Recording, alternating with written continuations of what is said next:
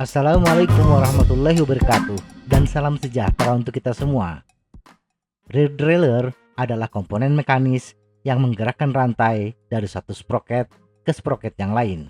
Pergeseran RD disebabkan tarikan atau pengenduran kabel pada shifter. Saat ini, pergerakan RD ada yang menggunakan motor servo yang dikenal dengan istilah electronic shifting. RD adalah komponen utama dalam drivetrain sepeda dan yang paling banyak menerima beban yang besar, sehingga Anda perlu memastikan kualitas dan kompatibilitasnya. Apa yang harus diperhatikan ketika membeli rear derailleur?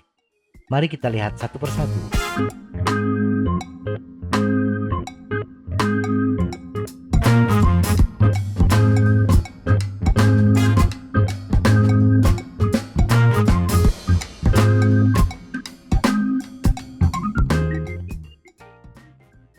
Panjang cage. RD memiliki panjang cage yang berbeda. Panjang cage adalah jarak antara pulai atas dengan pulai bawah. Panjang rantai setidaknya harus bisa digunakan ketika rantai berada di posisi sproket terbesar dan chainring terbesar. Tetapi ketika rantai berada di posisi sproket terkecil dan chainring terkecil, rantai yang dibutuhkan lebih pendek. Karena rantainya hanya satu, maka rantai akan menjuntai. Agar rantai tidak menjuntai, maka perlu ditarik. Inilah fungsi dari cage RD. Semakin besar selisih panjang rantai besar ke besar dengan rantai kecil ke kecil, semakin panjang pula cage RD yang dibutuhkan. Selisih panjang rantai tersebut dikenal dengan istilah kapasitas drivetrain. Jadi, semakin besar kapasitas drivetrain, semakin panjang pula cage RD yang dibutuhkan. Menghitung kapasitas drivetrain.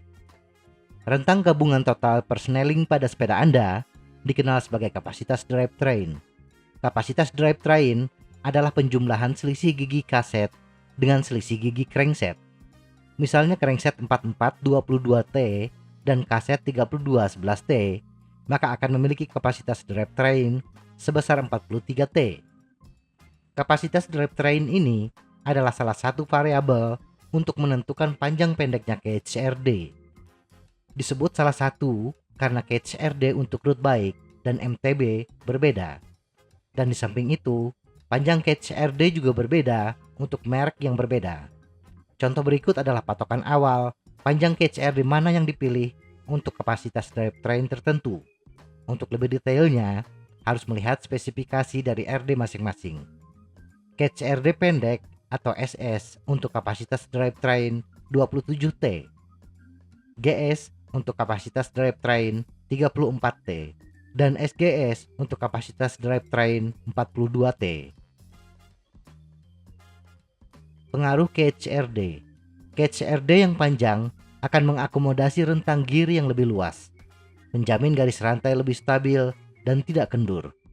Tetapi kelemahannya, cage yang panjang berisiko menghantam permukaan jalan, khususnya ketika di tikungan.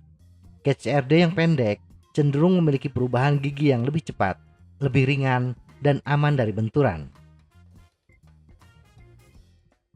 Kesimpulan, bila jalur bersepeda Anda datar atau tanjakan yang tidak terlalu curam, pilih kaset dengan rentang gear yang sempit agar bisa menggunakan RD dengan cage yang pendek, sehingga perpindahan gigi akan semakin mulus.